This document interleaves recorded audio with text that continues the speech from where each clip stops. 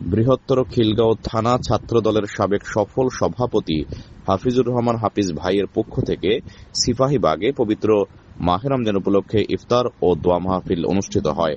উক্ত অনুষ্ঠানে সমাজের গণ্যমান্য ব্যক্তিবর্গ, বন্ধু মহল, ছোট বড় সকল পর্যায়ের অতিথিরা উপস্থিত ছিলেন।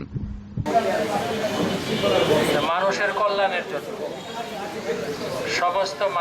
সমস্ত মানুষের কল্যাণ চাওয়া উচিত। এবং আজকের এই ইফতার মাহফিলে আমাদের আরেকজন মুরব্বিয়ান মাত্র উপস্থিত হয়েছেন। মোস্তাফিজ কাকাকে কিছু বলার জন্য অনুরোধ করছি।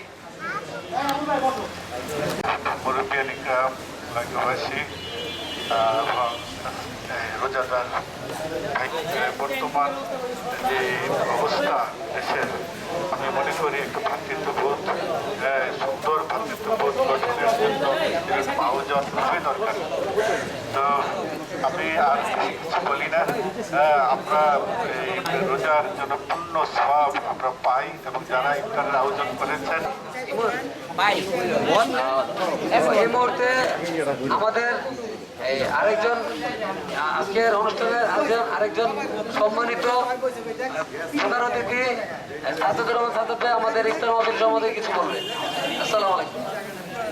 খিলগাঁও থানা ছাত্রদলের সাবেক সভাপতি, সুদূর ফ্রান্স প্রবাসী হাফিজুর রহমান হাফিজ কর্তৃক আয়োজিত আজকের এই ইফতার মাহফিলে উপস্থিত আছে অত্র 2 নং ওয়ার্ড ছাত্রদলের সাবেক সাধারণ সম্পাদক আলামিন উপস্থিত আছে। গর্বের বিষয়, আমি আনন্দিত এবং কৃতজ্ঞ আজকের এই হাফিজ কর্তৃক আয়োজিত এই ইফতার অনুষ্ঠানে উপস্থিত থাকতে পেরে। সেই সাথে আমি আমার 2 নং ওয়ার্ড বিএনপি এবং আমার ব্যক্তিগত পক্ষ থেকে ধন্যবাদ জানাচ্ছি হাফিজ এবং যারা কষ্ট করে আজকের এই ইফতার পার্টি আয়োজন করেছে। প্রিয় উপস্থিত মেহমানবৃন্দ, আমরা একটু ভেবে দেখুন যে হাফিজের মধ্যে যে কমিটমেন্ট আছে, সে কত আগে আমাদেরকে ছেড়ে গেছে, তারপরও সে আমাদের কথা স্মরণ করে ইফতার পার্টির আয়োজন করেছে, এলাকাবাসীর কথা মনে করে এই ইফতার পার্টির আয়োজন করেছে। এটা একটা গুরুত্বপূর্ণ বিষয়।